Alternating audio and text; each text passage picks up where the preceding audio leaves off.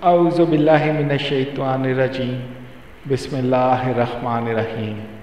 आज जो हदीस हम पढ़ेंगे वो सही मुस्लिम में नंबर 538 है और किताब का नाम है पाकी का बयान।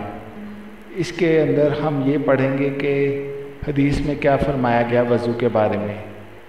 यूनस ने इब्न शहाब से रवायत की कि अता बिन यजीद ने इन्हें ख़बर दी कि इमरान ने, जो हज़रत उस्मान रज़ी ताला अन्हा के आज़ाद करदा ग़ुलाम हैं, इन्हें बताया कि हज़रत उस्मान रज़ी ताला अन्हा ने वज़ू के लिए पानी मंगवाया और वज़ू किया तो दोनों हाथों को 3 बार धोया, फिर कुल्ली की और नाक में पानी डालकर नाक छाड़ी, फिर 3 बार चेहरा धोया, फिर 3 बार दायां बाजू कोहनियों तक धोया, फिर इसी तरह बायां बाजू धोया, फिर अपने सर का मसाह किया, फिर 3 बार अपना दायां पाँव टखनों तक धोया, फिर इसी तरह बायां पाँव धोया।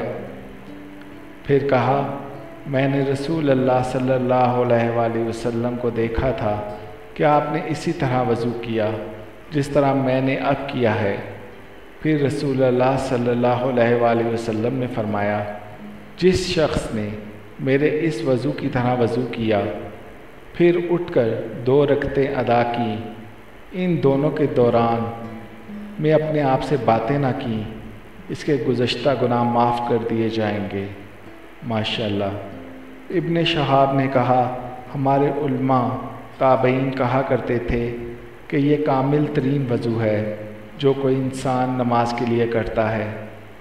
अल्लाह ताला हमें इसके ऊपर अमल करने की तौफीक अता फ़रमाए, हमारे गुनाहों को माफ़ फ़रमाए और हमें इसकी तौफीक अता फ़रमाए कि हम इसको हू बहू कर पाएँ ताकि हुज़ूर सल्लल्लाहु अलैहि वसल्लम की बात पूरी हो जाए और हमारे गुनाह माफ़ हो जाएं।